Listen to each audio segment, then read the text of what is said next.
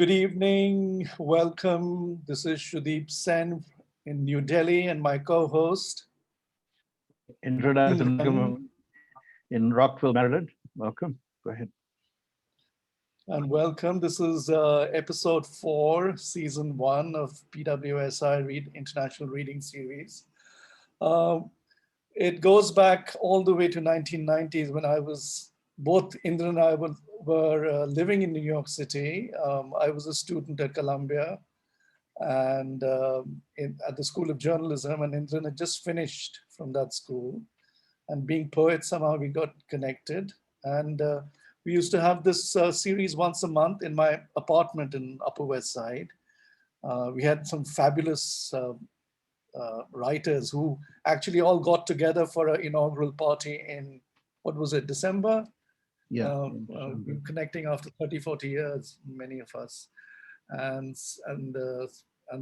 we would pass a hat around, and whatever we would collect after minusing the amount for the wine and cheese, we would just distribute it fairly amongst the readers. So, and that's how it sort of all happened. And it was really, really fantastic. Just one chair because I didn't have much furniture. So everybody sat on the floor in the Indian Batak style, and candles, and just my table lamp, which was sort of the spotlight for the reader. And that was it, very, very minimalist and so on.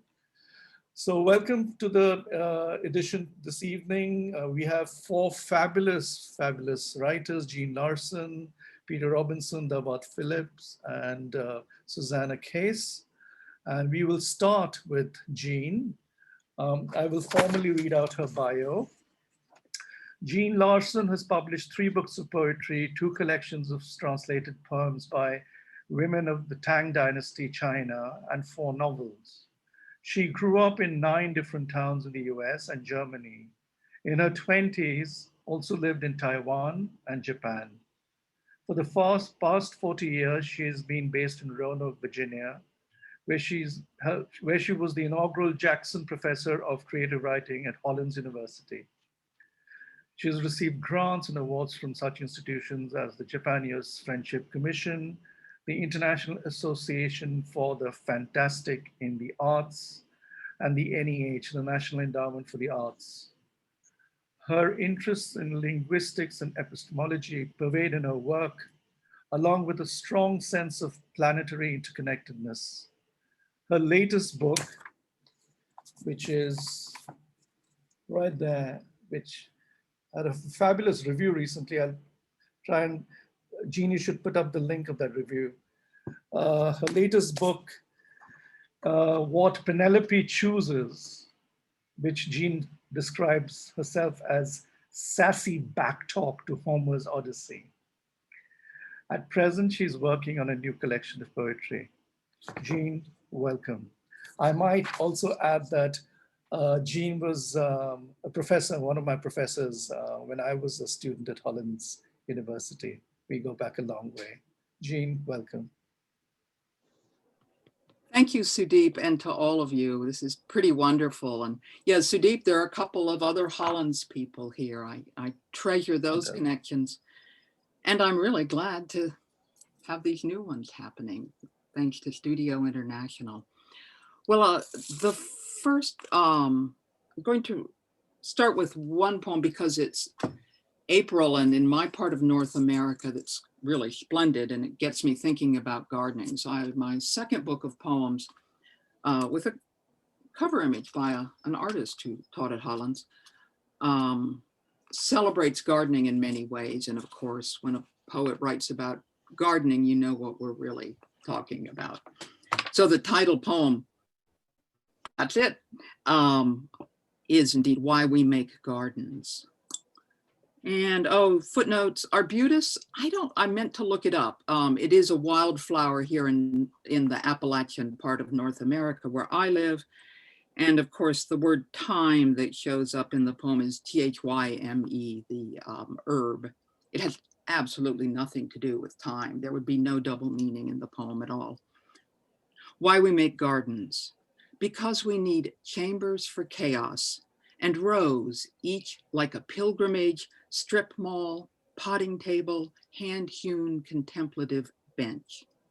because greenhouses seduce us, because we are dust of the planet and hunger for at least one star's bread, because we lay parking lots over arbutus, because nothing atones, but we like all this digging of subsoil and root for next year's original spring, because plowshares destroy and cold frames sweat forth a fresh crush of time or onion's despair.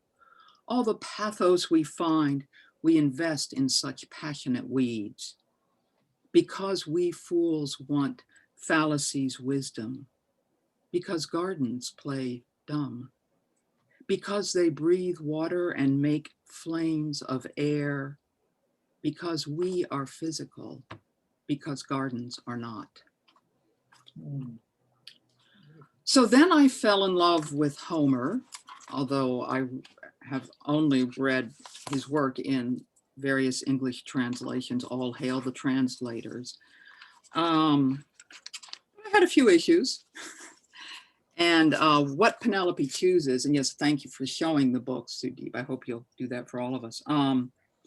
Really has a wonderful cover, I think. It's a tapestry that was made at the turn of the last century by a US woman from the Hudson Valley. We hear a lot about, and I think it must be very true, how hard it is to be the son of a father. And I feel so sorry for the son of Odysseus, particularly. You remember at the start of the Odyssey, he's about 20.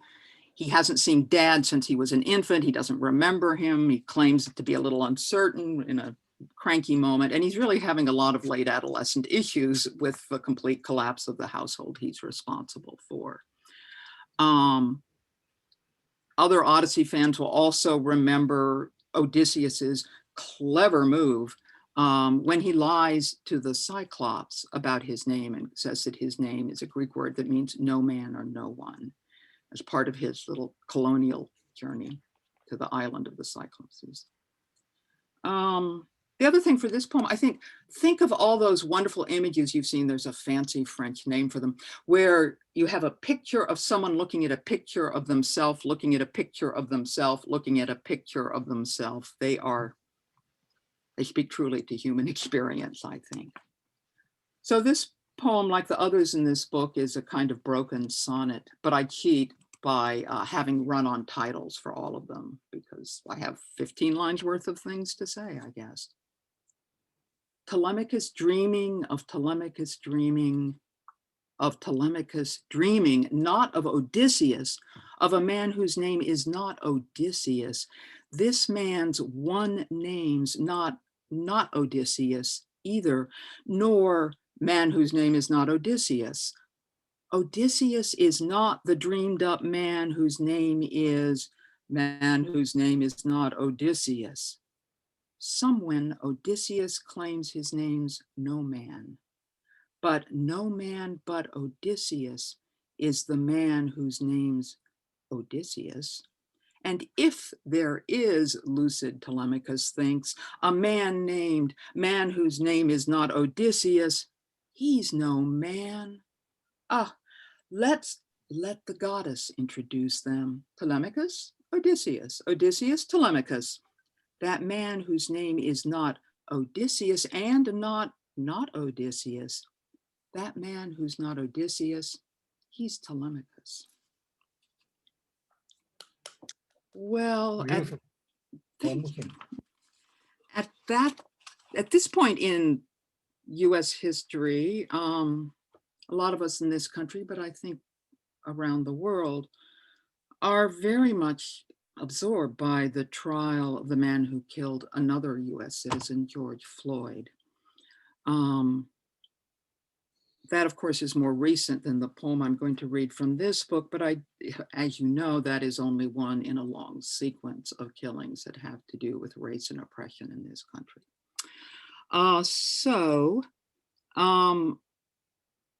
I mentioned 3 cities in the US, Ferguson, Baltimore, Baton Rouge, that are on that same sad end enraging record. There's also a World War I atrocity that shows up in which Senegalese troops under French command were really thrown at Turkish forces as a kind of distraction, and the losses were great. And then, of course, all of that resonates with the tragedy of Troy, because surely Homer was very aware of the enemy's beauty and goodness and just how hard it was. So I'm interested in names. There are all these names for Troy, also known as Ilium, that show up. And Hisarlik is a contemporary Turkish name for the archaeological tell, the site where Troy is believed to have stood, surely was. And Old Kumkale would have been a British colonial name for a nearby town. City ablaze and no one's hearing. Yo, let's call it Walusa, Ilios, Tyrusa, Troya. When it flatlines, beach huts of the wily quarrel addicts burnt first to set up a hollow, unempty horse. This Hisarlik's tell, say, place of fortresses near Old Kumkale, where by Turkish shells a division, the 6th colonials, black legs, pink gray brains go smash. Grows, kindled, tanks IED'd, a rage-looted CVS. Time-stamped voices welter, why? As Ithaca's boss man makes crew make 3 times cries for comrades at Ismaros blown away. As well ask why hurt kills. Ask why they shoot, they shot. A Babel Tower. Yo, citizens, let's war game this. Say Ferguson, Baltimore, Baton Rouge, say. Okay, the last poem in this book is Penelope speaking. And you know that Homer's very efficient in both poems, he or they. But the story of Penelope's clever ruse to hold off the so-called suitors who want to grab power in the absence of the boss man, her ruse is told 3 times, so we know it's important. And the ruse, of course, was, I'm a good woman. I am doing my proper daughter-in-law duty, and I can't possibly marry anyone until I have finished a burial cloth, a shroud for my father-in-law. So her art of weaving by day becomes also the art of unweaving by night. What poet could resist? Lyre strings, of course, are made of animal gut. And again, in my US way, I do think of Troy as an oil well. And we don't have to go that oil war. And we don't have to go very far back in history to think of other trade wars. Oh, Laertes is the name of Penelope's father-in-law. I didn't weave it for Laertes, this whole fractal shroud. Dark wine seas made war roads, cattle butchered, black gold, blood gold girls, enslaved girls butchered. Daily complicit, Troy too, butchered, I held the wordy vagabond off, spun spectral fibers, built my gaudy patterned winding cloth or bridal veil. Each strike of the weaver's rod made an epitaph, betraying pinched identities, words nicked, alterities rebooted. Nights, my polyvocal fingers undid, buried him, drew him near, but soon the weftwork lapsed, love another cascading system, an epic failure. Now let me tell ya, better gut strings than no thing. Better poems, more blind reader and less than mine, all yours.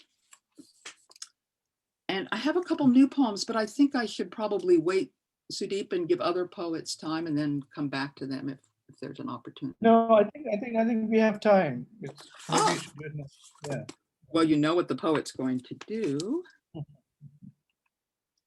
So The first of these poems is called, it's actually, I saw Phyllis Levin's name on your very first Studio International, and like many writers, I'm indebted to her for her wonderful anthology of sonnets.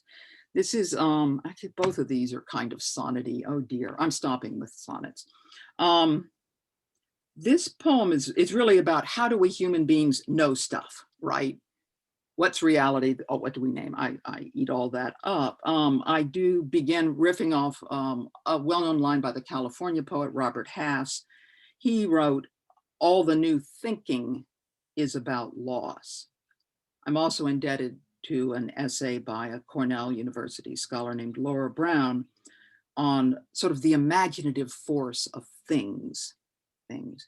I steal from a couple other US poets from the 19th century, I think. Oh, and there's a Brit too, yay. Ontology of the 10,000 honeypot avatars after Laura Brown and Robert Hass, etc.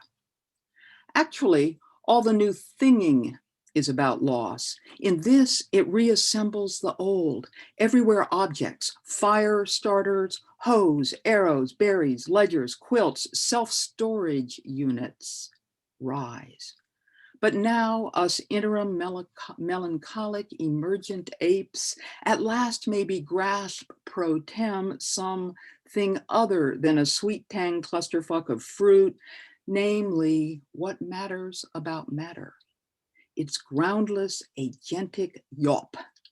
It's not us or anywho over againstness, 'cause here we be, some portion of a wishful crew of unlikelies and unpersons rolling around, of course, on Earth's diurnal, makes no never mind, cratering each late and hungry one up and out of Mama Gaia's cystiontogenic explosive pit, smack into each other's networks, singing real, real, till the no cargo ship comes scudding in.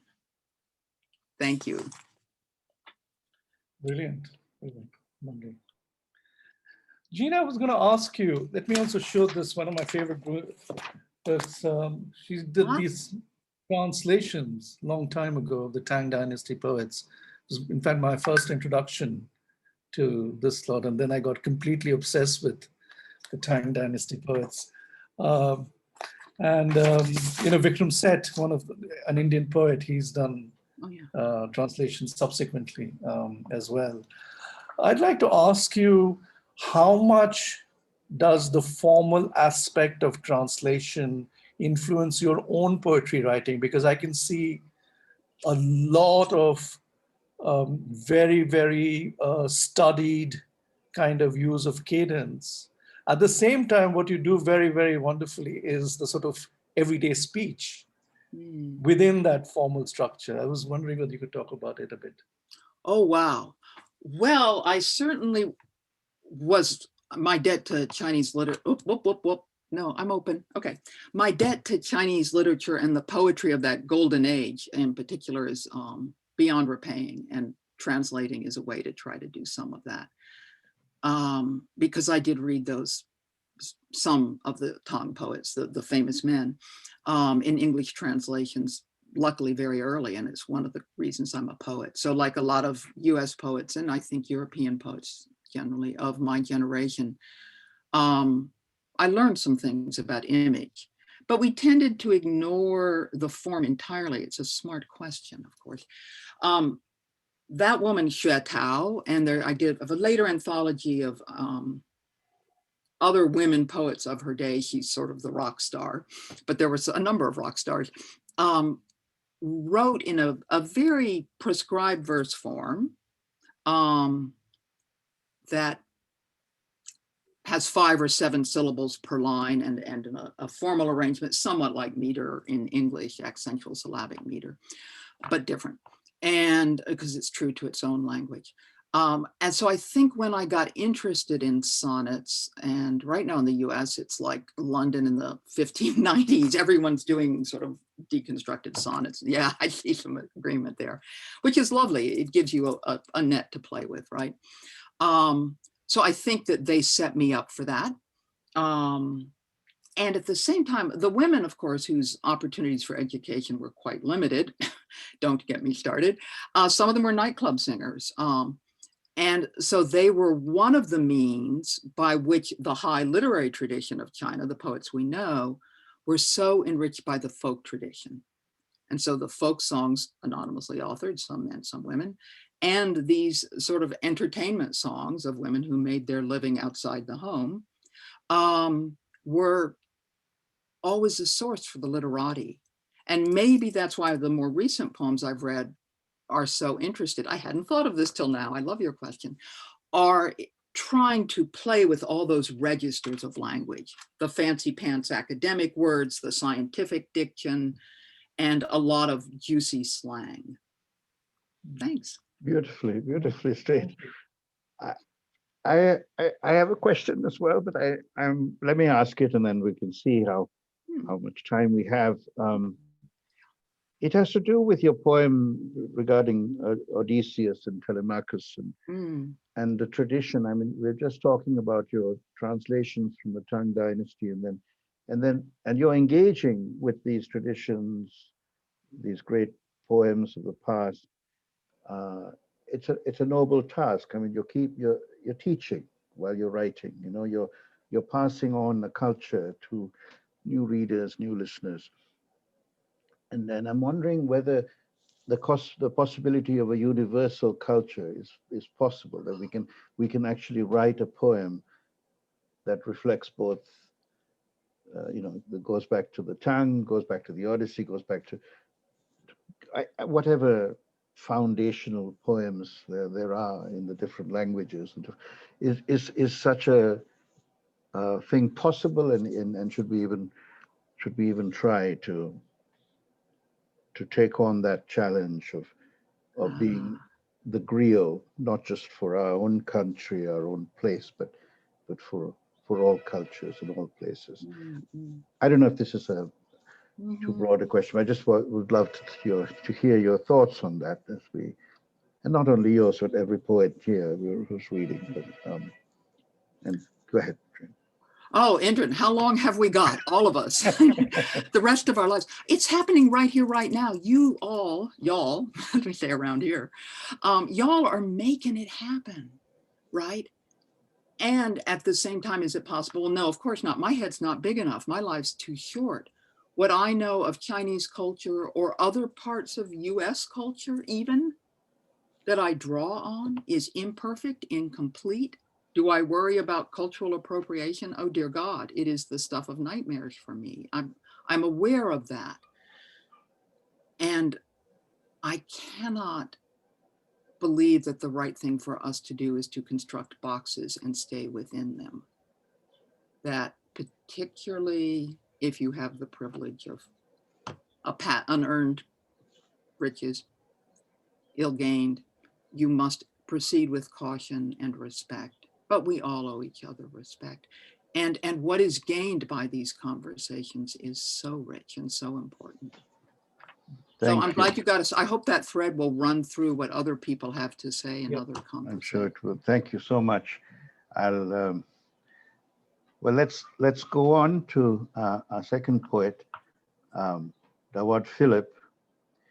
Dawad Philip, is reading to us from San Fernando in Trinidad, which is his original home, but he spent 30, 40 years in New York, in Brooklyn, where he was a journalist, a poet,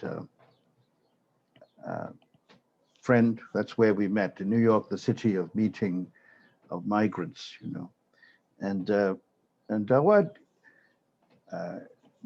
goes back to those days in the 80s. And when I first got to New York, and I met him in the late 80s. And he has been, it's been a matter of like revelations over time. I had the chance just before the pandemic, as the pandemic was starting to hit, to travel. My last journey outside of Rockville, Maryland, was to San Fernando and to see his homeland, and it was a privilege and a job, and I will always treasure those days together.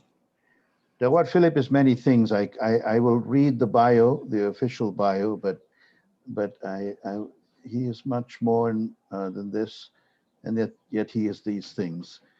The author of Invocations, which was published in 1980, A Mural by the Sea in 2017, Jaden and the King of the Brooklyn Carnival, which he co-authored with Yolanda Lezama Clark, published in 2019, and his new book, City Twilight, from 10Apr Press in 2020.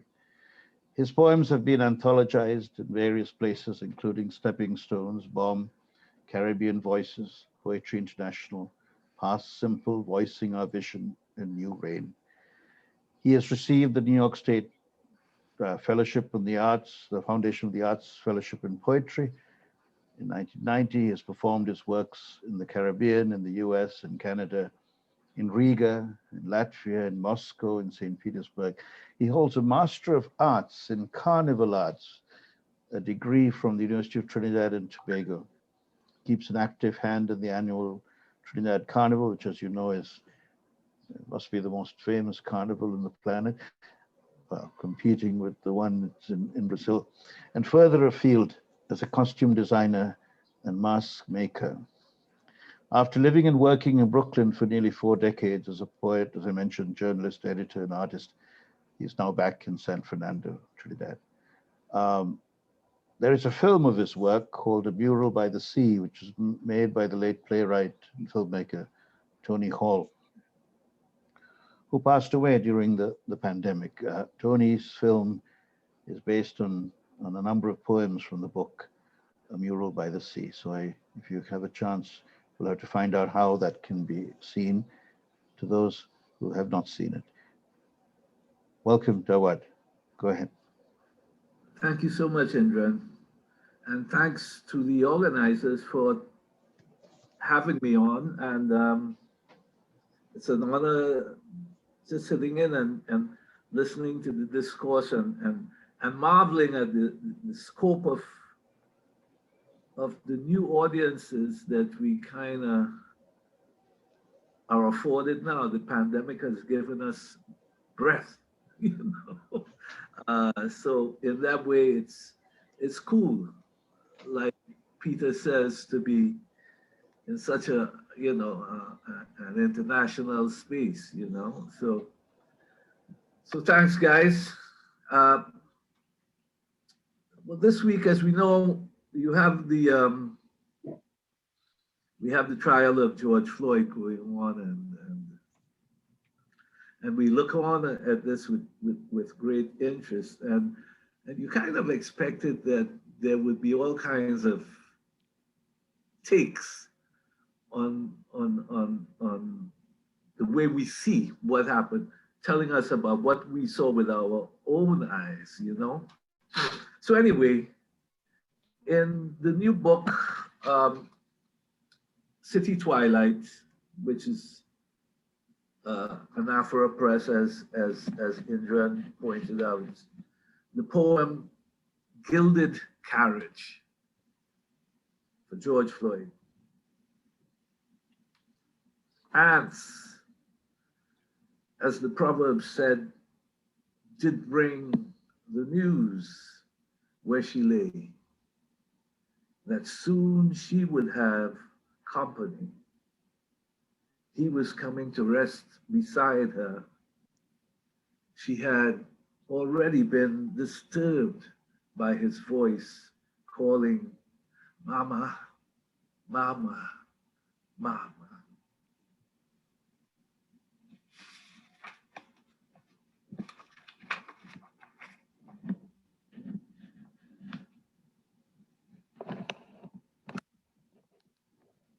Indran mentioned having had the privilege to travel to Latvia and to Russia as part of a poetry exchange between Brooklyn and Russia and the Soviet Union. Then more broadly. This is a poem taking a train from from St. Petersburg to Riga.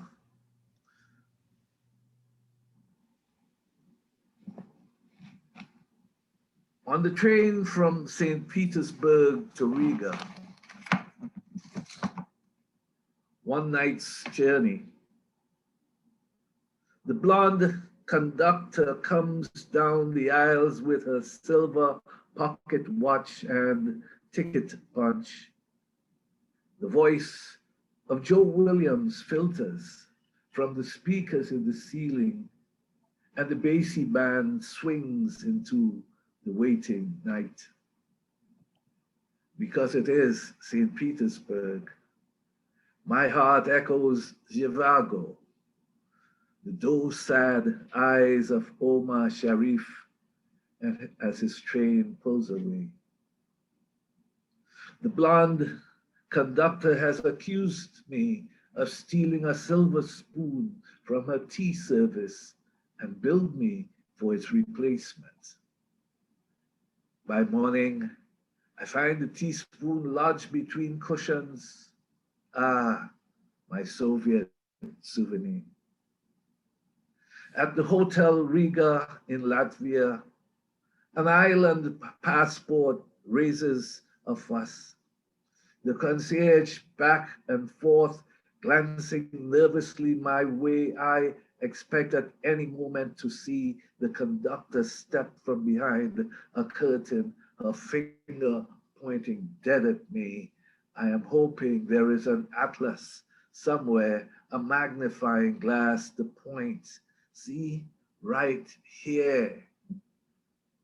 I am ushered up to the penthouse, and everyone smiling as I go. The next morning, a class of Latvian children are gathered in the lobby to meet the man from Tobago, the island where we Courlanders once ruled, and we bragged for brief a time. And I wonder what difference it would make if I rushed down to the station waving the spoon, though I know the train and conductor are long gone.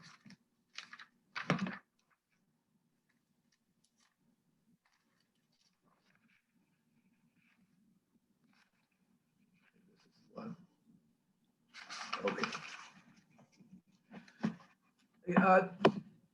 Word, you know, in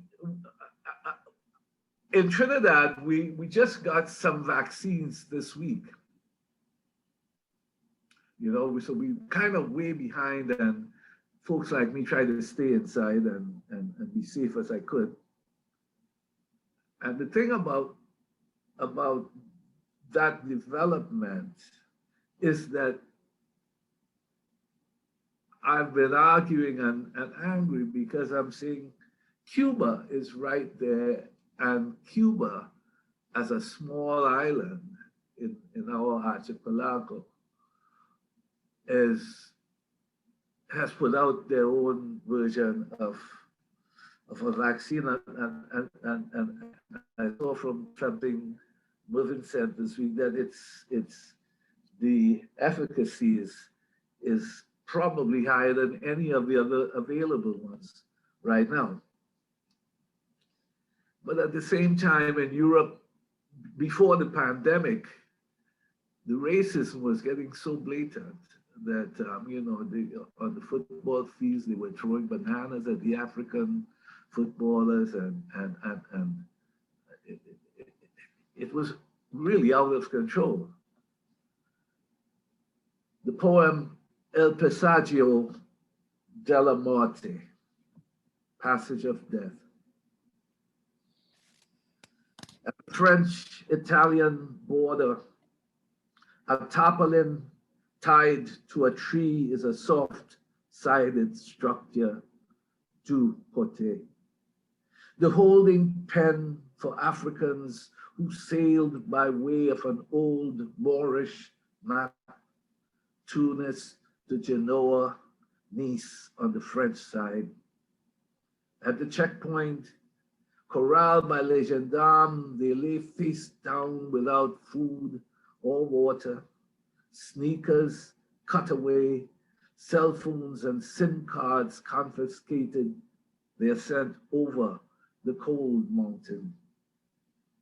COVID-19 brought this home. How we true level, borderless, and barefooted against a terror neither boot nor bullet could crush.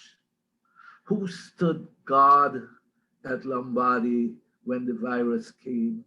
Who in Wuhan City, in Madrid, in New York, in Tulsa, in Tehran? Where was the Ayatollah against this infidel? COVID is her name, and her kiss is turning lungs to glass. She seduces you. Come. She's daring le gendarme. Throw a banana. The man from the window with his bullhorn, the girl with the cello on the balcony, the crowded plaza where the Cubans came, the young doctor from Havana, a doppelganger for the boy who led his barefoot army over the cold mountain.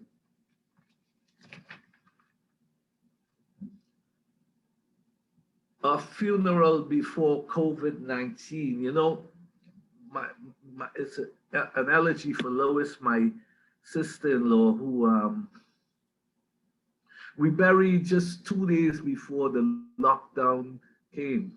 She died of other causes, but right after her funeral, it was the last we would see ever, for a while at least, of normalcy. And here's a funeral before COVID-19 for Lois.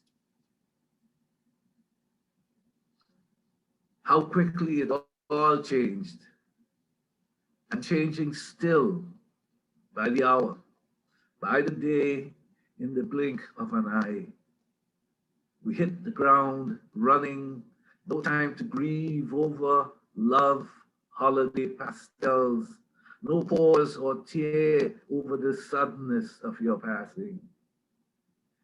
You'd hardly recognize this world you left behind, this war against a cunning enemy, against the clock, a rising curve, free-falling market. I think of you, your bittersweet homegoing, as the last we'd see, dignified in old customs, filling adjoining chapels. The new dead are zipped in body bags, blue lights flashing ahead as loaded 16-wheelers speed away. We mourn on Instagram, sing hymns and Sankeys in measured distance. Obituaries more and more familiar. Every hour someone you know, and quarantine, a viral leash to wear and isolate. Old men like me understand it has to do with beds, masks, respirators, expediencies, politics, and profit. We watch the overworked medics lead the charge, and workers look death in the eye and resist. We get it that the earth paused and dolphins returned, and an army of toads came hopping in the moonlight outside my door. It all happened quickly, your passing, this crazed beast that for a moment feels like any ordinary Sunday. My neighbor revving his engine as he listens for the timing in the carburetor. There's no place to go, I tell him. You wake one morning and a hospital has mushroomed in the middle of the meadow, a new city of tents and incubators, waiting trailers parked in the shades of maples. There is no procession for the new dead, no three-cornered cheese paste sandwiches and rosaries, no wondering what dress to wear, to say, to sing, time to wonder, grieve. You may not recognize these random concerns in the margins of a journal someone will keep. The noise of a large bird with strong talons clawing on the roof. I come out in time to see the length of its tail, a large hawk, as it flapped its powerful wings and soared away. And my final offering today. The hunt for Spooner, Flanders. Up in the balata tree, a troop of monkeys in the face of trespass and camouflage raised their voices in outrage. As the hunters approach, a black-haired manikou runs the night track and another stands ground staring straight at the hunter's gun. The female with her swollen pouch cornered pleads for her unborn. No sooner she falls, is gutted, her innards fed to the dogs, testicles from a jack stuffed into the cavity of the gill and sold at market as male. On the other side of the pond, a sounder of wild hog ponder this fate as sap weeps from a chop deep in the balata tree.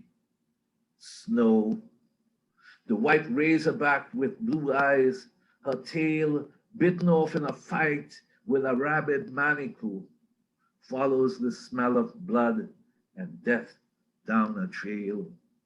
Her howl filling the night, she stands guard at the hole where she has eaten her litter of 10. Thank you very much. Thank you. Magnificent, Dawad. I've heard you read many times, but this was the most, I don't know, sort of poignant in some way. My first granddaughter's birthday.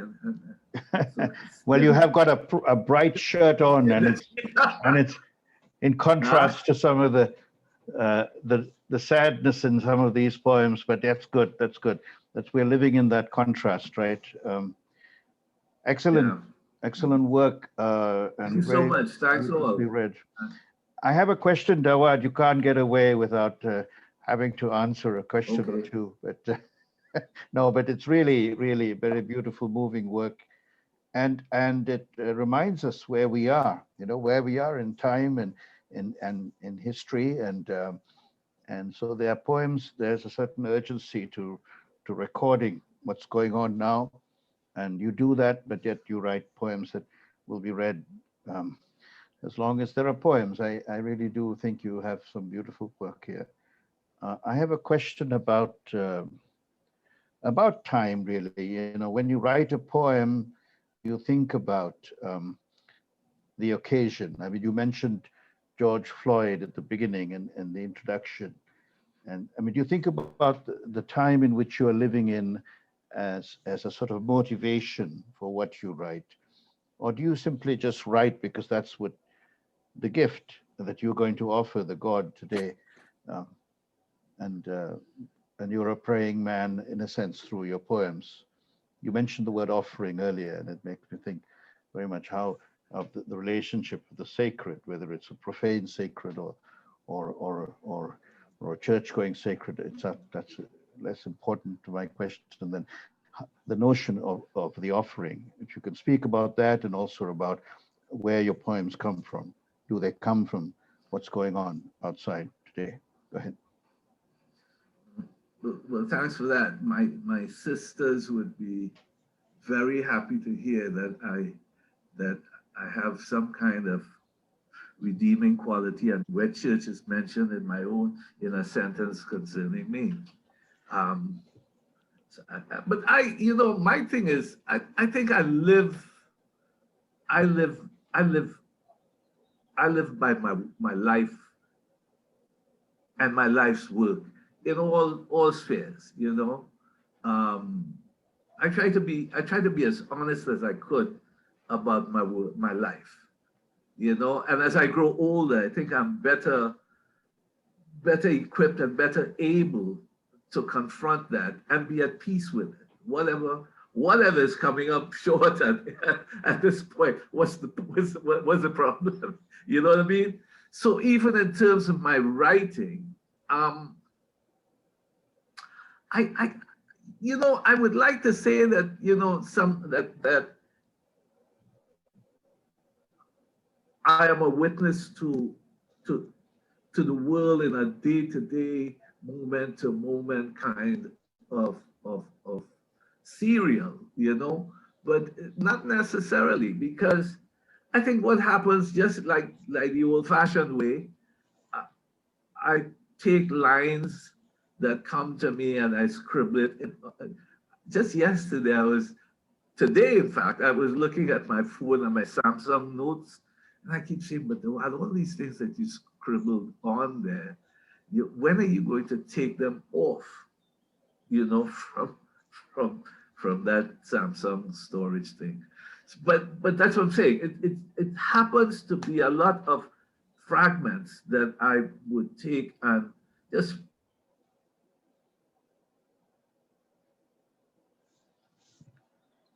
Oh dear, we seem to have lost your audio, or Dawad. Talked about something like Oh, no, that. wait. Go ahead. So often I think that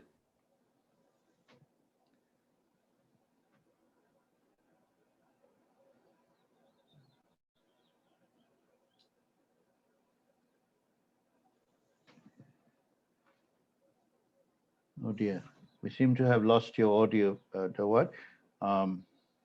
Let's wait a second or two to see if, otherwise we will come back to you and later to speak at greater length after when we get into the Q&A. All right, so Dawad, hopefully you'll be able to get back soon, and we'll go on with the reading. All right, Sudeep, I'll go ahead and introduce our next poet.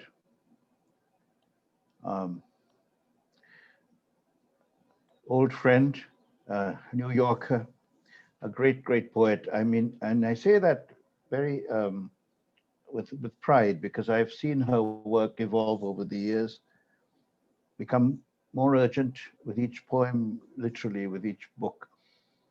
And I was very pleased to note that her most recent book, Dead Shark on the N Train, was awarded a Pinnacle Book Award for the best poetry book of 2020 and a New York City Big Book Award, distinguished favorite. Susana Case is the author of 7 books of poetry. Dead Shark on the N Train is a must read, I would say it for all. I had the honor of being able to write a blurb on the back of that book, and thank you, Susana, for that invitation.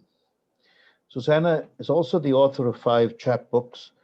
Her first collection, The Scottish Cafe from Slapering Hall Press, was re-released in a dual language English-Polish version. I'm not good with my Polish. Kawajania Skoka by Opole University Press.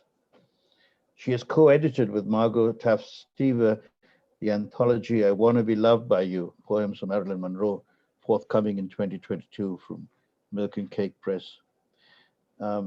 That's an important thing that she did with Slapering Hall Press, which is a fundamental press, really, and very important, the work it's doing, presenting poets to the world. And so I'm very happy to that Susana has a long association with them, starting with that first collection. Susana H. Case, go ahead. Thank you, Indran, for that introduction, and thank you, Indran and Sudeep, for inviting me, and thank you, Don, for the tech support. Don is an invaluable tech support person on so many readings, and we as poets feel fortunate to have him. So I found interesting your discussion with Dawad about the way current events influence poems, because when choosing my program for today, I started off with 2 current event type poems, and I don't often write to current events, but I particularly chose this first one because of its tsunami theme, knowing that Indran had written an entire book of tsunami poems. And this was inspired by reading that years after the tsunami in Japan, husbands entered the sea searching for their wives, and it's called The Space Between Missing and Dead. He dives deep to where the ocean sounds like burning hair, to the trench where he finds soda cans, tires, sneakers. To feed her, he leaves rice balls stuffed with sour plums. Because it snowed the day the tsunami gathered up people, traffic lights, trees, shrouded even houses in its freezing water, he looks for black pants, a red coat, just in case they take longer to decompose. At the thought she'd become soft, he shakes his head no, misses the woman who, when music played, swayed close to him in moonlight. He likes to imagine she breathes underwater, will know to swim to where the rice floats. Beautiful. Thank you. This is also based on political events, and it's called Herds. The men are unloading goats from a boat onto the sandy beach of Paleokora. A few goats escape, run wild through the port, only to be surrounded, tied up, and carted by wheelbarrow into town, while a large pelican sits on the beach wall watching. This happens often, both before and after the refugees arrive, half dead, from across the Mediterranean, Somali, Sudanese, Egyptian, Syrian. They've mistaken the island for Italy. Herded into a gym, police paint registration numbers on their arms as they sleep. Names are ignored. We are human. We have names, they complain. There is so little left. In some parts of the world, even the goats have names. Marvin mentioned the anthology that I'm editing with Margot Taft-Stever, and this is my contribution to the anthology, my Maryland poem, and it's called Atomic Blonde. A woman labeled a tramp in a tight dress in the first half of any 1953 movie is going to be dead by its second half, like in Niagara, Marilyn playing vampy Rose Loomis, passion kissing her lover behind a barrier to the falls, the water, a symbol of rutting life force, if ever there were one, is later strangled by her husband George in revenge. I had that husband too, who'd already tried to cut off my air at home, a pillow over my face. This wasn't a film, and I fought back. Why were we at Niagara on vacation?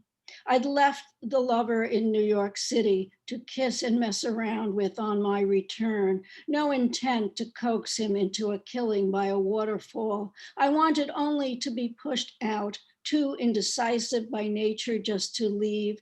But in this marriage, I always had to do the cleaning up. Not a femme fatale, I was more the Polly Cutler type, the one who takes a first aid kit on vacation to soothe all possible injuries. But my George Loomis didn't steal a boat and drop to his end over the falls. When we got home, I got the papers and he signed them.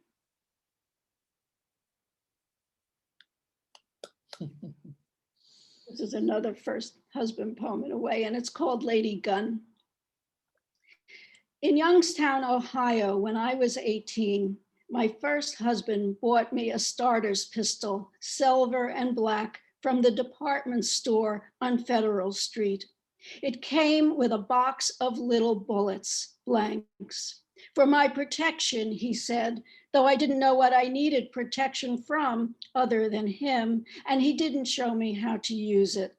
He called it a lady gun, small, which fit my hand perfectly, and solid, like a real gun, like the unexpected weight of a snake.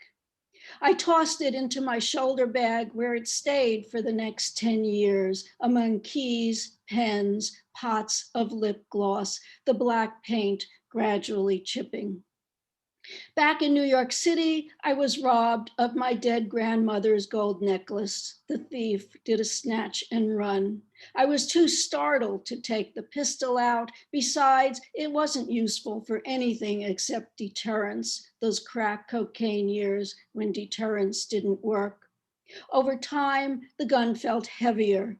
I had shed the husband and I needed to shed the pistol. Didn't want to admit ownership, but guns were illegal in New York City. I couldn't just leave it on the street like a no longer wanted couch. I don't remember how I finally threw the gun away, only that I did and then forgot I had, and years later went rifling through my desk drawers. I only fired the pistol once, drove to the woods and pulled the trigger, wanting to see if it worked. It did, and it was loud.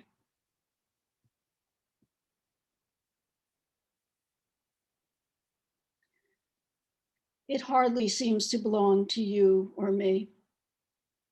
At a restaurant on Mahoning, supposed to be Chinese, except for the white waitress refilling our water glasses, white bread on the table, an iffy special with white sauce, I tell you about a crime terrible in its ordinariness, a quarrel over money. He knifed her 9 times.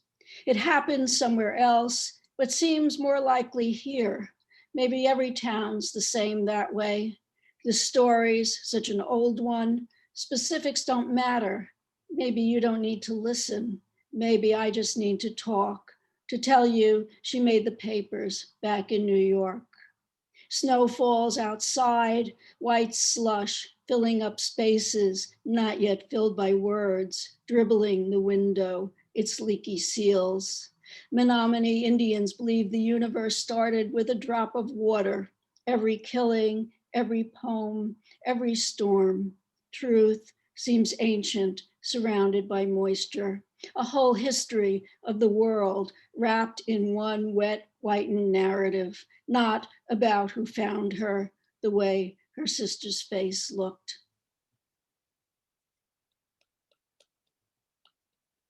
So one of the things I write about is coming of age, and this is a poem about that, about high school, and it's a little disgusting. And so people have asked me, did this really happen? And yes, it did to a girl that I knew. It's called The Kiss. I hope Jeanette recovered from the wet kiss that boy, whose name I don't remember, bestowed upon her eye the night before graduation, sucking it until it swelled, color of a crushed cherry plum, the eye equivalent of a hickey. I would like to think she was able to view him clearly afterward. I mean that metaphorically as well, that she realized early there were sacrifices to love not worth making. Why she let him do it is a puzzle from this distance where the balance sheets of sex form the thickness of a ledger, except that then we shoved our iframes in our purses in every meaning of that action, ingrained in our brains that boys didn't make passes at girls who wore glasses. And I will end with a poem called Night Drinking in Taverns, which was inspired by, again, one of my last trips before the shutdown to Bolivia. And I not knowing anything about Bolivian poetry, I wanted to read the most prominent of Bolivian poets, who is a poet named Jaime Sainz, and this poem is inspired by his life. Night Drinking in Taverns. The night the poet took home the leg of a cadaver, he shoved it under his bed, like the Amazonian panther he brought to his newlywed, not realizing the small grow large and loom, night and misfortune can't be kept in a drawer. In La Paz, Andean flutes pipe under the eyes of shop mannequins, and the Aparapitas porters in their coats of rags are drinking themselves to death with brandy, a death that is everywhere and not like the New Year's solstice cycle. Aymara women pour onto the streets to buy and sell in their heavy skirts and derbies. Take one step forward, there is silence. One step backward, noise and echo. A shaman, hechicero, melts lead in his fry pan, cools the shapes with water to tell the future. He pulls down his lower eyelid, a warning. Luck goes where it damn well pleases, flows through the llama fetus buried under each house. Thank you. Thank you so much, Susana. Marvelous. I think of the dream team of American poets. You know, I'll have to put you there, and you'll have to play the whole game. You know, because we want consistent, solid work, poem after poem. Very good work, and congratulations. I'd like to ask a question, and then I'll hand it over to Sudeep. I know he'll want to ask you as well, but my question has to do more with something that, not the individual poems, but the way you put books together, because I think there's a lot poets can learn from the way you assemble books, and you in my view, your books are like concept albums in music, you know, like the Kinks when they produced Lola and Power Man and the Underground, or Tommy from The Who or something. I mean, there's a larger structure, there's an architecture to your books, and there's a reason why the poem is where it is, this particular poem. And so if you could just speak a little bit about assembling books and telling larger stories through to relate poems in a book. And maybe you can speak about Dead Shark on the N-Train as an example. Well, some of the assembly is intuitive. You know, the thing we all do, which is putting all the pages out on the floor and then trying to figure out which ones belong, which ones don't, and how, in what order they go. But I do, of course, like to have a consistent, the consistent theme, of course, Dead Shark on the N-Train is gender and often gender violence. I don't have really rules for doing it, except that I generally like to end on some sort of positive note. Although I noticed when I put Dead Shark on the N-Train together that I ended with a discursive poem about going blind and dying. So I don't know so even that's not really a rule. So I don't know exactly what I do. Some of it is just magical. It just happens. I wouldn't know how to teach someone else to do it. Which is probably how so organically it works so beautifully, I think. When someone actually admits, I cannot really teach how to do it, it's something that it's inherent. And people say, ask, what's your specific voice? How can you even answer questions like that, So the best thing to say is, I don't know, really. But it's related to Indran's question. Mary had a good, please have a look at the chat. It's buzzing, on the side. So people are just commenting, and the readers are commenting as well. Mary had an interesting point. She said that your poems are very cinematic. I had the privilege of reading the poems earlier because it sent it to me by email, so therefore I've been able to paste it while you've been reading them. I had the same thought. I thought of these stanzaic constructions of yours are like mini narratives, which are different scenes, and I love the way you use caesura as an equivalence of, say, a jump cut. Does film play, or those sorts of techniques play into your mind, or is it completely, again, intuitive? That's interesting, because I would say my poems are more influenced by music, in that there is often a classic rock and roll thread going through my work, although not necessarily in the works books that I read today. Certainly in Dead Shark and the End Train, the center section, from which I didn't read, is very visually based, but not on film so much as these dioramas of crime scenes that were created by a woman named Frances Glessner Lee. And so there are a lot of visual elements there, and there are even some reproductions of some of her dioramas or doll houses, as some people have referred to them. And I am often inspired by movies to write a poem which somehow addresses the movie, as in Niagara, the poem about Niagara. But I don't, again, consciously think of setting a poem up as if it were film, because I wouldn't know how to do that. But I watch a lot of films, so maybe I am doing it unconsciously, but it's not what I would think I was doing. So. Thank you very much for the strong narrative and the visual quality in the film. And it's also very, very edgy at some level. That's wonderful. Finally, we have Peter Robinson from Reading.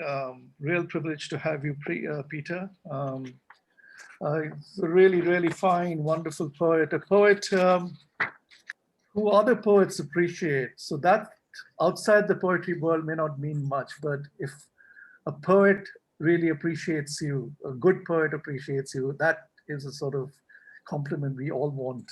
And so many poets have said that about Peter's poems. I'll read the formal bio first. Let me also paste it while I'm at it. Again, yeah.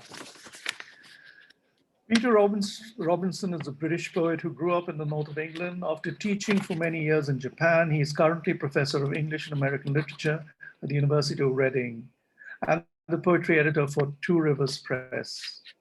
Alongside collection of aphorisms, short stories, 2 works of fiction, and various volumes of literary criticism, he has published many books of poetry and translations, for some of which been awarded the Cheltenham Prize, the John Florio Prize, and 2 Poetry Book Society recommendations.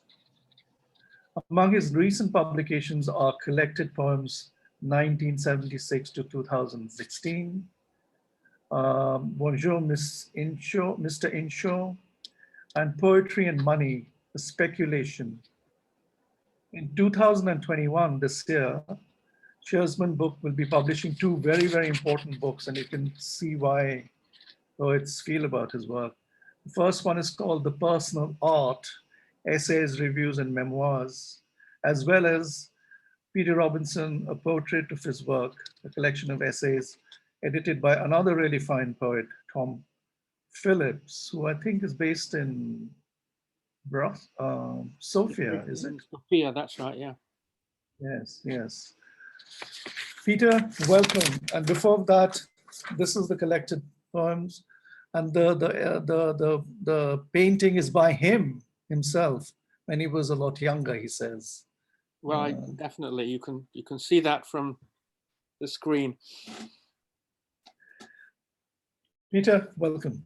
Thank you very much indeed. It's wonderful to be in this international circle and to be listening to poets from all over the place.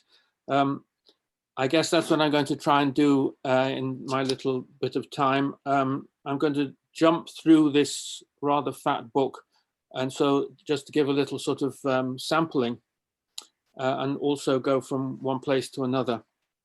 The first poem was written in 1978 when I was about 25, and it's sort of classic young person's poem, really, in which he's hoping that his relationship is improving.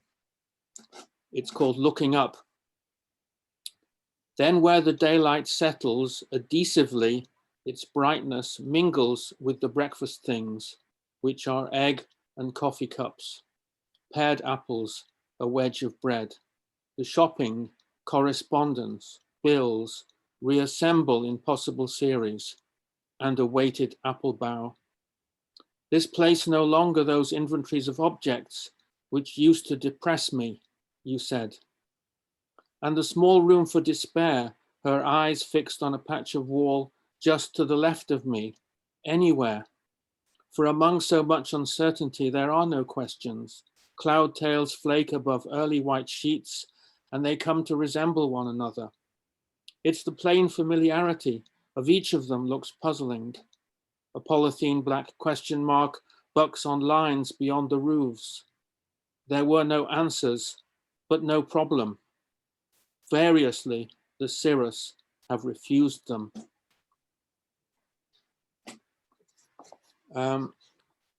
And this one, this is my Reader, I Married Her poem.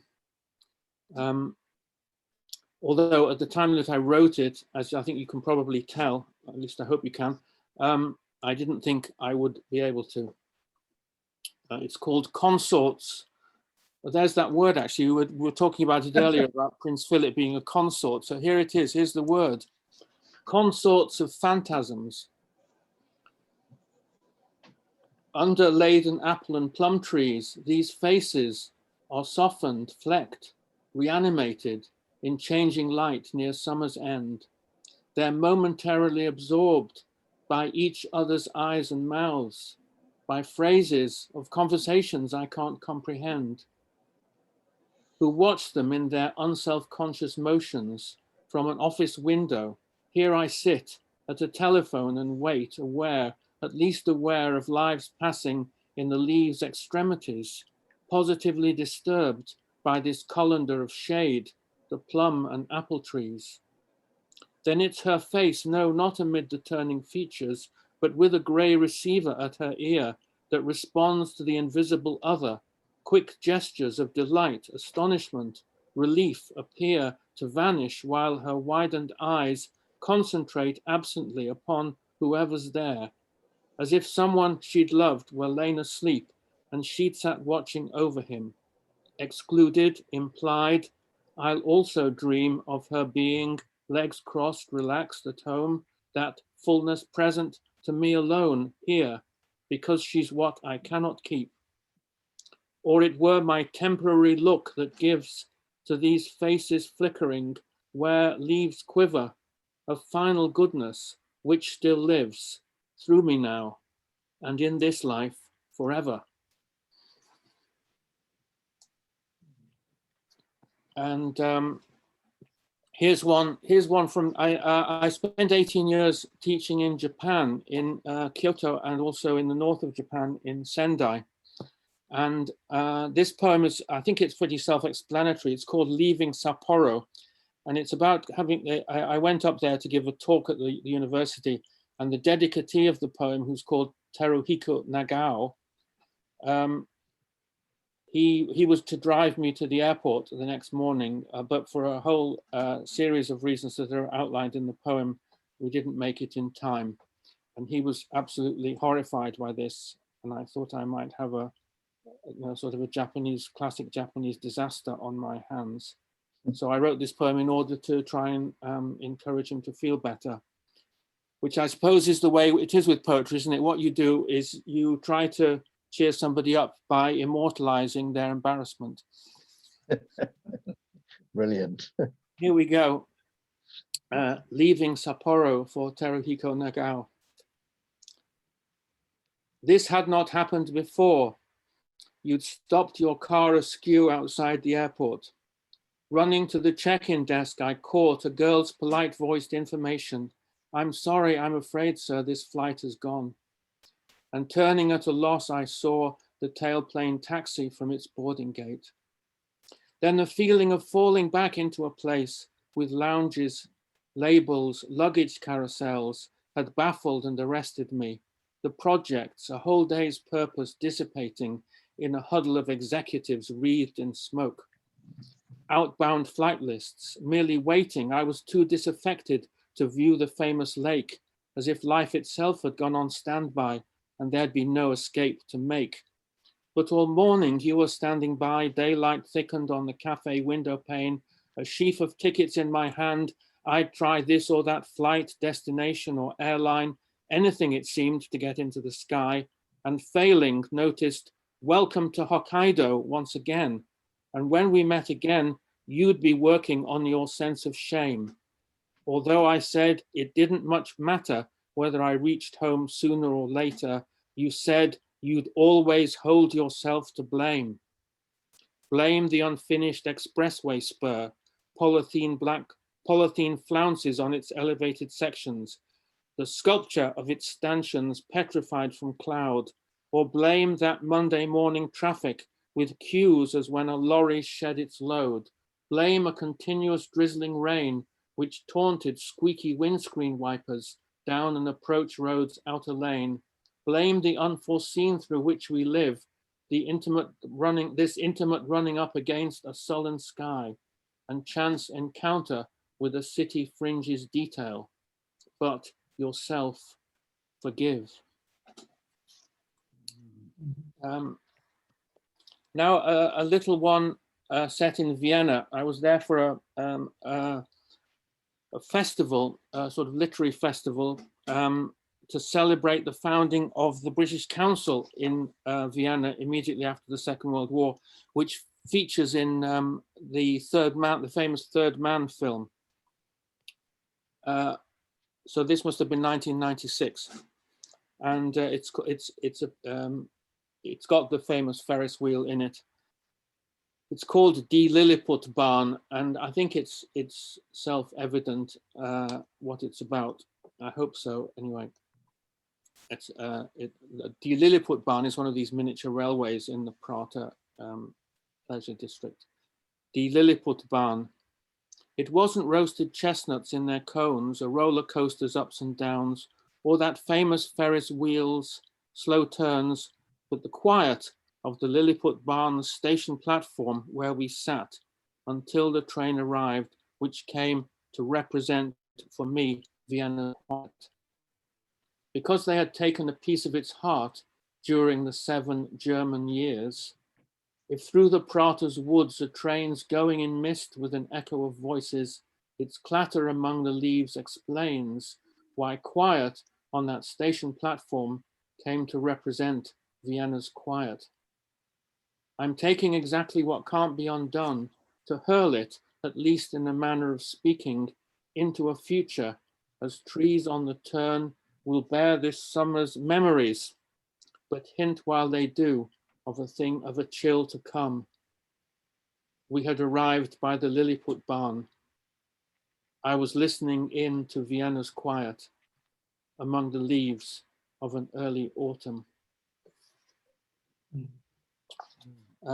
And here's one actually set in America, in the United States.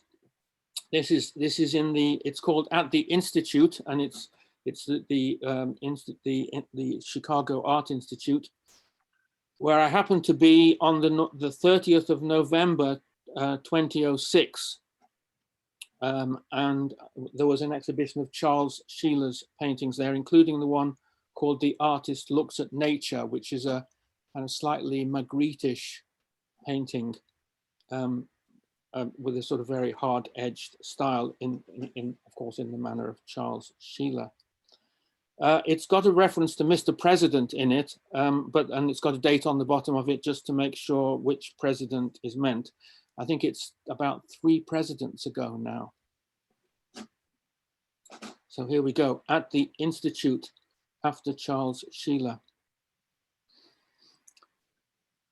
He was touching the hard edge where life and art met. I was gazing at precisionist cityscapes and furniture, and just so's I wouldn't forget, there in a stillness like peace and silence secured at some price, Mr. President himself was defending his own legacy, his bloody adventure. He was staying the course. He would get the job done. A refurbishment worker's too loud radio come thoughtlessly from an adjacent room. And just so's I wouldn't forget, There, the artist looks at nature, was a painter in his studio, touching the hard edge where life and art met.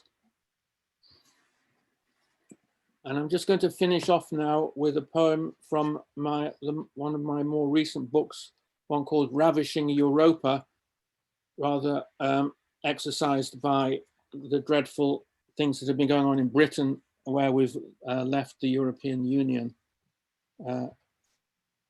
Something that, as you can probably imagine, I wasn't in favor of. But this is the last poem in it. And as Susana was saying, I like to put a sort of upbeat poem at the end too. This is about as upbeat as I get, I'm afraid. It's a love poem for my wife, and it's called Empty Vase. That empty vase in a front window bay, vase with blue willow pattern lines. It's missing a birth or a Valentine's Day. For us to have our rare designs upon its inner emptiness, that vase, come from a a charity shop where I'll have paid a tiny sum on a nondescript autumn afternoon to take its vacancy away. Though forgotten in such emptiness, long winters long, still it serves to say of all the infinite times or places in which two might have moved and loved, oh no, you didn't miss each other, for here it was we coincided, communicating through these times of ours, and like that vase were a momentary stay, waiting for its compliments of flowers. Thank you very much. Marvelous, really Marvelous. fabulous, wonderful, wonderful. Thank you. That last poem is one of the most moving love poems that I've ever heard. Really, and all the internal rhymes and the way you structure it. It's a perfect poem, really. I mean, something to perfection brought. Well, you brought it there. Thank you very much. I'll stop there because I can keep going on all of the poems. Yes, PT, your poems are exquisite. I mean, in terms of construction and so on. I mean, you've probably heard this many, many times. But I'm going to enter your poetry from a different point of view. Literary criticism is very, very important to you, and you've extensively done that. You know, you're well known for your literary criticism. I was wondering, I mean, I was thinking maybe there's a sort of Matthew Arnoldish scholar gypsy kind of, entry point into your creative space. How important is literary criticism vis-a-vis your own poetry? Do they conflict, conflate, or enrich? I don't really know. I think I'm a kind of slightly schizoid sort of person who just does things in different boxes. I just sort of move from one box to another and do the one that's sort of, I mean, someday there are obviously, we all have days, don't we, when the idea of writing a poem is the last thing you'd want to do. And so obviously I'll try and do something else to keep busy. One of the curious things I think is that I'm not really trying to boast about this or anything, but I think I was able to write a publishable poem from the age of about 22. Some of the earliest poems I've still got in the collected poems I wrote when I was about 22. But I don't think I could write a publishable piece of literary criticism until I was about 28 or 29. So it actually took me much longer to work out how to do that in a way that people thought was respectable enough to publish. So I think in some ways, although it's true I've done a lot of it, and that's connected obviously with the business of earning a living. The way I've managed to be able to earn a living and also write poetry is to teach it and to be employed in institutions to do that sort of thing. They must feed one into each other, and of course I'm reading books all the time, and reading poetry all the time, and reading other writers all the time, and I'm sure the two things are sort of seeping into each other.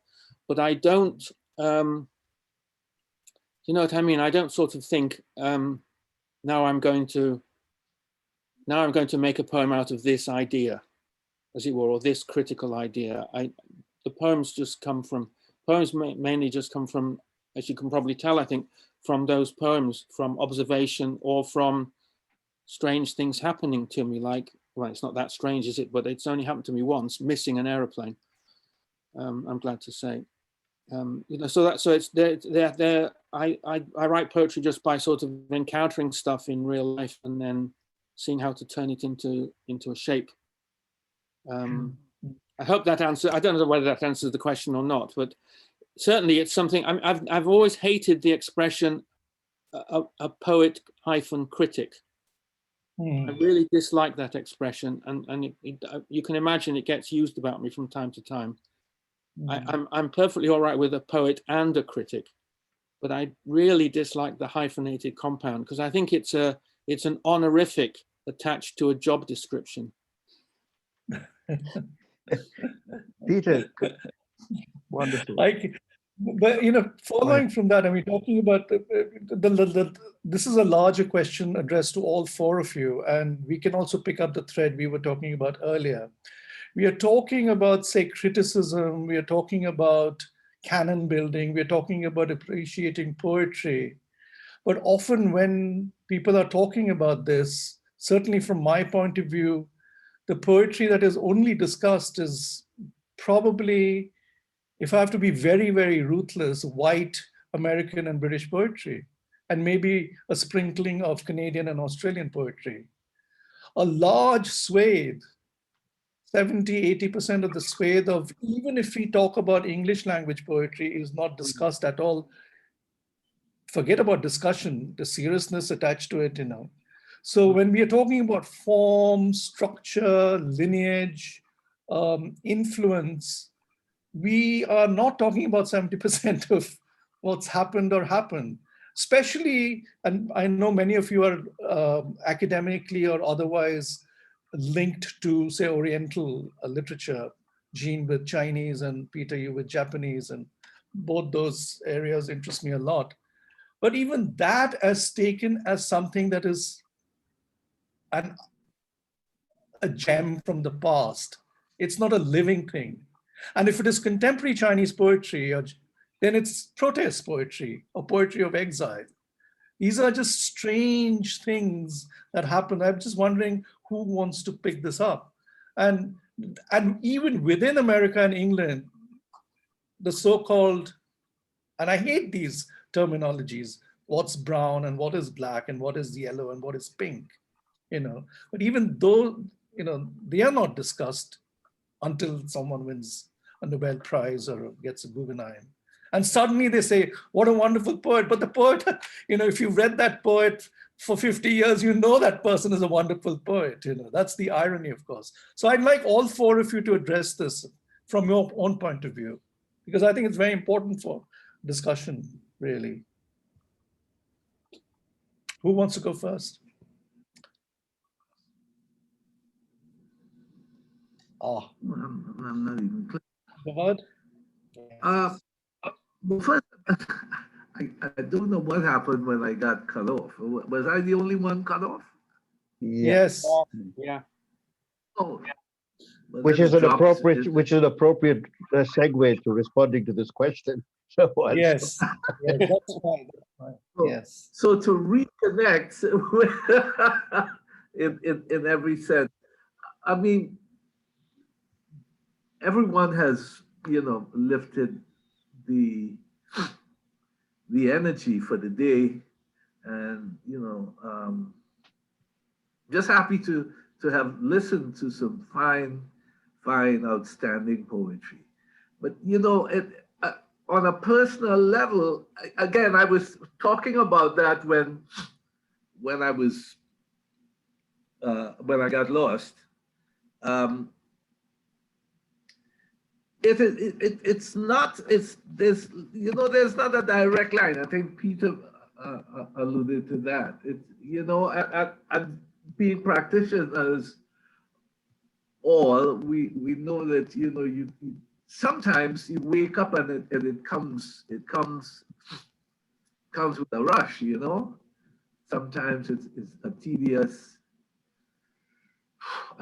process. It's not. It's so for me. There's no exact science with that. And there hasn't been, I would say, a formalized kind of methodology that I have used in creating what I put out, you know.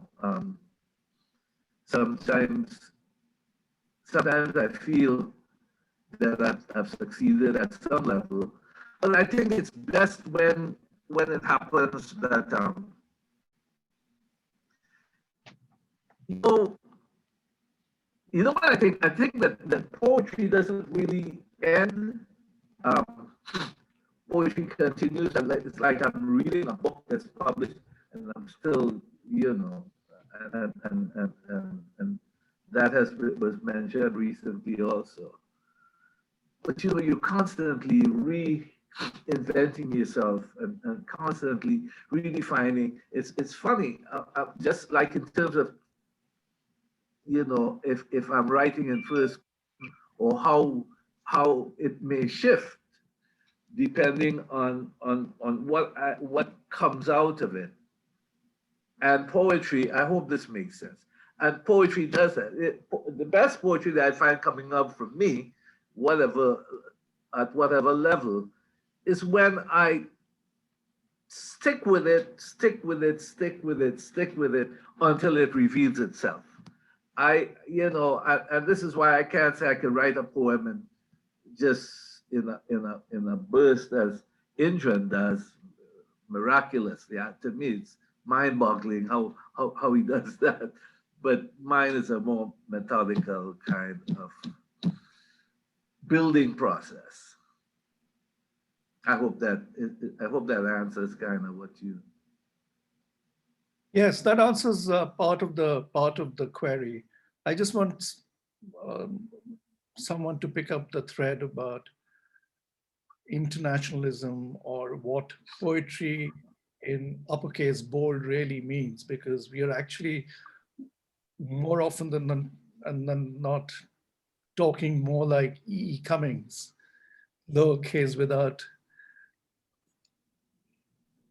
parentheses, or I mean, I'm being harsh because I want you all to tell me whether I'm looking at it incorrectly, or is it an observation that's correct? I think if you're talking about the canon is very hard to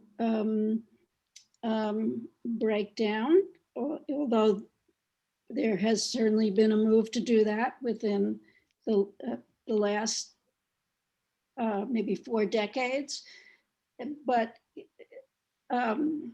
if you're talking about the United States, you know, I'm not defending this, but we tend to be a very parochial bunch of people, I think. And so. Why is that? Oh, God knows. I'm not aware. No, clearly in literary terms, because I would expect well-educated people, writers, critics to be automatically more broad-minded. Well, but why is it that the academia... Well, look at the culture. We don't tend to learn other languages. And so we think everything is happening. First of all, we think everything is happening in English. And then we tend to think everything is happening here when it's not. So that even when there's among more broader-minded people an attempt to widen the view, so then what happens is, okay, so more attention is paid to poets and writers who are not Anglo-white, but the focus ends up still being on the United States, you know, and anything else is kind of just out there. Again, I'm not defending it, I'm trying to describe it, and I don't know exactly why that is, except that I think it's part of the the cultural apparatus, and it's very hard to get out of that. Let me add something. Because from personal experience, I'm organizing a reading for an event next weekend called Revolução dos Cravos, the Red Carnation Revolution. All right, and it's about the revolution, the bloodless revolution that took place in Portugal on April 25th, 1974, that led to the overthrow of the dictatorship and eventually to the liberation of the colonies in Africa, in Angola, Mozambique, Guinea-Bissau. And it was a revolution done without guns. I mean, very few people, some people died, but a small number. And carnations were placed in rifles. And it's a happy day. It's a day of liberation. So I'm inviting poets from the Portuguese world, from the Spanish world, from the English world, different worlds, because I tend to like these international gatherings. But at the same time, it has a Portuguese flavor to it. But there again, in the thinking through of who to invite and who to bring together, Brazil is a very dominant force, at least in imagination in Portuguese. And then there's Portugal. But then there is Angola and Mozambique and Cape Verde. So there's a kind of colonized mind that is organizing this thing, you see? My mind, victim and perpetrator of assumptions and my own assumptions that I've learned over the years. So you have to really look at yourself and say, well, why does the poet from Angola get less attention than the poet from Portugal? And then look at it in another way. I mean, why does the poet from Brazil never get selected for the Nobel Prize in Literature? Brazil has never had a Nobel Prize in Literature, which doesn't seem to make much sense to me, given... No, not when you've got Drummond Andrade, for example. Right. Yes.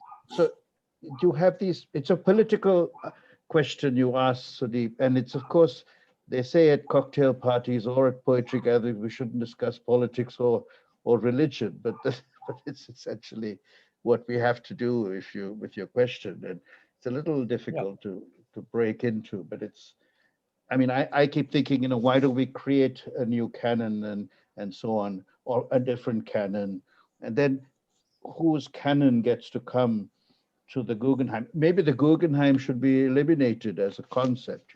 We should boycott the Guggenheim Foundation because of its role in perpetuating the canon over. I mean, I have nothing against the Guggenheim. I myself will apply for the Guggenheim next year if anyone's interested. But the point being, but still, what is the role of the institution, in the perpetuation of the?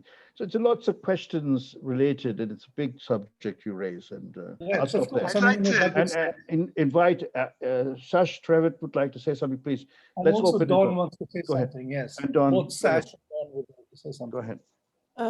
I was just saying it sort of has to be changed at the ground level, and in Britain at least, we've got various programs now where critics are being taken from the Black, Asian, minority, ethnic communities, so that we can actually start changing the notion of the canon by changing the makeup of literary criticism. So the Ledbury Critics program is brilliant. It's been running for 3 years now.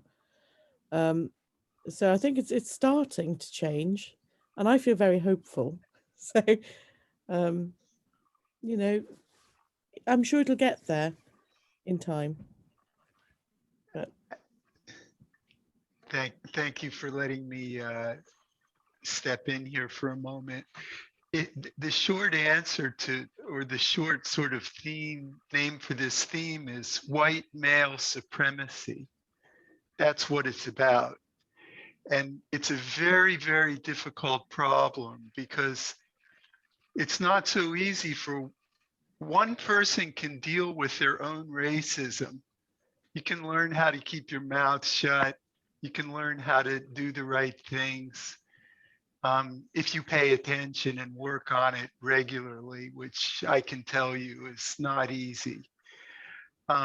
But white male supremacy is entrenched everywhere, in every institution, in every society, and including in the society of poets. And that's what I see this as being.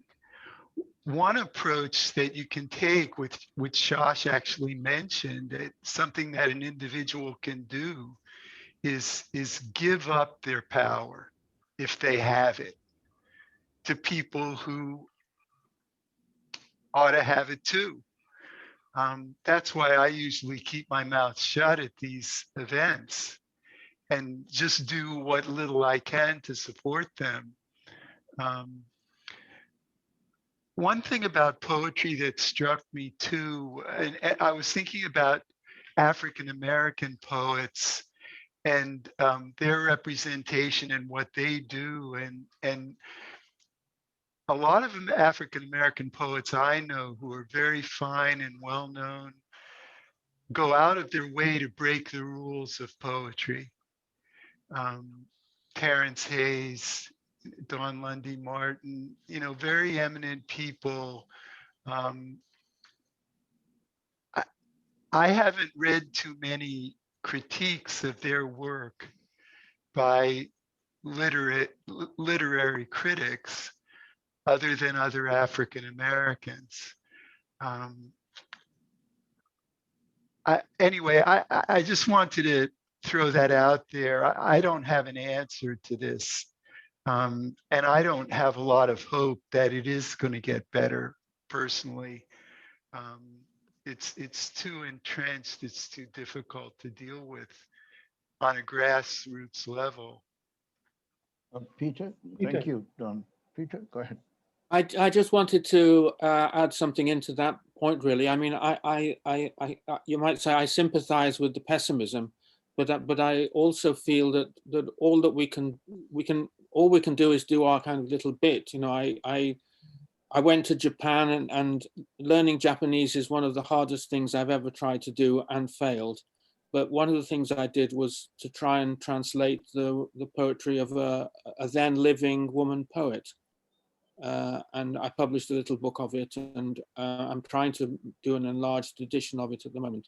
So it's a tiny thing, a small press publication like that. But this is one of the most important poets in Japan, in post-war Japan, called Noriko Ibaragi, and she's not been. One of her poems was even set to music by what's his name, Pete Seeger, but she's almost completely unknown and not published in trade editions or anything like that anywhere in the world outside of Japan. But she's vastly famous and much loved in Japan. And so I think one's just got this uphill struggle in every direction, and all we can do is do our tiny bit. I think translation is an important part of creating internationalism. I mean, I've tried my hand too. The only other language I know is Italian, and so I've tried it there. Yeah, me too. Yeah, but good. But I think that although that addresses a certain kind of internationalism, what it doesn't address is within the English-speaking parts of the world, you still have a lot of different countries in which that is the dominant language, and there isn't, as I see it, an inclusion of all of those countries into any kind of poetry community. Yes, I'll just, yes, Mervyn, do come in after this, but I want to just say something, because Dawad got cut off because of the internet issue, and that was what I was going to ask him. One of the ways many people, many poets, of course, this is a community, this is an initiated community. We are all speaking, we all agree. The reason why I'm putting these provocations out is because this series is actually listened to by a large body of students and other poets and from people from around the world. So it's important to discuss these things beyond our own sort of vocation as a poet. But Dawad, you touched upon this, but you went off. One of the ways, and there are various ways of doing it, is to bring in humor into a serious issue, which is what Dawad does. Things are crumbling all around you. So irony and humor becomes a way of dealing with it in some ways. And you do that really, really well, Dawad. That's my question to you, in fact, after Indran's was just going to be that, about how you, if you were to think of a sound mixing board with the bass and the treble and the mid notes and so on, how do you calibrate humor in a serious poem so that it's both palatable, at the same time you do not, lose the seriousness of it with a jokey intonation? I tell you what, and that to me the safest and realist answer to that would be cultural, because Yes. I'm from an island where we laugh at almost everything. We confronted, long years ago. It seldom happens now, but years ago, we kind of gave misery a name. So they would drop, some government would come down with some kind of draconian tax, and we would respond in the flu season. Depending on the severity of the flu, we might give the flu the name of that tax. We may call it the Robinson tax. In other words, you got the flu, it's flu season, you got the flu, but the kind of pain that you're feeling, man, say, boy, that's the Robinson flu, or a lot of the kung fu movies of the day, we use that a lot depending on how devastating it was, like Bruce Lee. You got a flu called Bruce Lee, or you got the Kung Fu. And I'm saying that how we transform and transition, the everyday hardships of our lives into a facility in language that even though we're talking about the most serious thing, the language itself that we use as in telling the story has a humor. I mean, people find, when you listen to people talk about the Trinidadian language, and they will tell you it's sexy, you know what I mean? Or it makes us the happiest people in the world. It doesn't mean that we're not suffering. I mean, I just saw a video that Mervyn sent me with a whole family picking apples up in Canada from Trinidad, itinerant farmers, But I'm saying, but if you were to listen to them tell the story, it would end. You would find they may tell it with the most humor, And so I think that it's not so much that I never deliberately write as to look for any kind of humor in anything, but I think the language that is available to me allows for a lightness, even though it could be deadly in terms of its intent. So sometimes I think that it works on two levels. It helps you to put it out there, but there's the underpinning of that. What you say is a humorous language could be as serious as a dead shark on the,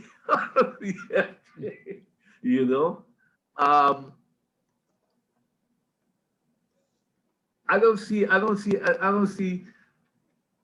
language being anything else. I mean, the best example I could tell you about that is Naipaul.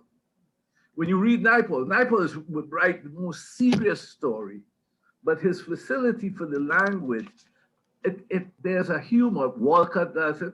I mean, perhaps it's a Caribbean thing, that it comes across with a lightness, a texture that you would find humor in, but most of the time it's stone cold serious. Yes. And the converse, isn't it? The converse is many poets, serious poets, and this is again a provocation, find it difficult to write about joy in an unabashed way. You can be Well, very skillful and write about joy. The classical poets did it really well. Pure, clean, distilled, erudite language. But contemporary poets cannot write about joy unless, no, you know. the funny thing, I tell you what, I'll go to Amiri Baraka, who Sorry? Say that again? Amiri Baraka. And I'm saying that when you to Amiri, Amiri would have the most serious kinds of poems. But there's something about the delivery and the facility and the rhythm and the movement of that language that would have people laugh, and it gives you some kind of irony that turns into, brings lightness to the depth of what he would often be talking about. If you Can I come in here? Brutality, something comes through inside of there that the irony and calculated kinds of evil that Yes. you laugh at that. May I just come in just for a minute? And because you're also aware of time, unfortunately, and I want to make sure that Mervyn joins the conversation. And thank you, Dawad, for those kind words you gave earlier about my poems. Go ahead, Mervyn, please. Yeah, well, a number of things. Sudeep, you talk about classical poetry versus contemporary poetry in terms of treatment of joy and so on. We live in a much more complex world than those poets you're talking about. And the complexity often doesn't allow for joy to come out whole. It is always tempered or tampered with by the complications with which we live. It's not easy to tell a story and have everybody just laugh at the end, because in between there are all these threats to our happiness that are ever present. I'm not saying we should not try to write joyfully, but it is not as simple as it used to be once upon a time. Coming back to the other question about the canon, to create one's own canon or to step out of that canon, what we need is a real school, a real development of literary criticism. There's a dearth of literary criticism these days. All the poets, hundreds, thousands of poets have sprung up across the globe. And we don't have fundamental literary criticism. Mainly because all of us are friends and all of us are very leery of treading on each other's toes. And when we do have literary criticism, it is usually how wonderful my dear friend is, or how wonderful that line is, and so on. And we should not be so afraid to say what we think would make a poem stronger, or what is missing from a poem, and so on. That school of literary criticism is what helps to develop a canon. There's no canon without literary criticism. What makes people rise to the top is commentary upon the work and so on. And not just commentary and praise, as I said, commentary that says, here are the flaws, here are the areas that we need to explore. And somehow I think we need to step out of the shadows in terms of advancing real literary criticism. It is missing in the Caribbean, it is missing in many places. We have all kinds of essays written about poetry, but not enough in terms of a structural approach to criticism. And in terms of, so once you begin to do that, then people cannot help but take notice of what the growth is, of what is solid. In other words, it's the foundation that we must provide for our work and the criticism. and it's necessary. And I'm not just talking about blurbs. I'm talking about real thought out attitudes in which we speak to strengths and weaknesses. When that begins to happen, then there begins to develop a canon, solid canon, outside of the so-called white supremacist canon. Very, very good, Mervyn. Thank you for those words. Cheering, rallying cry. I think your comment about is very well taken, and I think one has to be brave. One has to be brave and write what one thinks. I edit a magazine, the Beltway Poetry Quartet, to which, by the way, I would love to see some of your poems and translations, if any, at your windows today. But we have started a section called Reviews and Criticism and Commentary, and also a section focused on translations. But the hardest thing I've found so far, editing this magazine for the last couple of years, is developing that review commentary section, because on one hand, one's overwhelmed, I feel overwhelmed by the sheer production of poetry and books and coming in through PDFs and whatever. And then exactly what Mervyn was referring to, this, that we're all friends, and the notion of friendship. And I think, I don't know, maybe I should go back to Samuel Johnson or Coleridge or some other different people I read many years ago, and their criticism, and see, and go to any and get guided by all of us as to who are the critics who are saying things, are calling the pot, the kettle black, and whatever it is, and saying what is what. They must exist. Yeah, there is one easy way out of it, which TLS, the Times Literary Supplement in England, used to adopt. They were unsigned reviews. It's very easy. So you commission a person to review, you pay the person, whatever it is, but your name doesn't go in there. And the level of criticism then becomes that's not really developing a canon of work. That's cheap.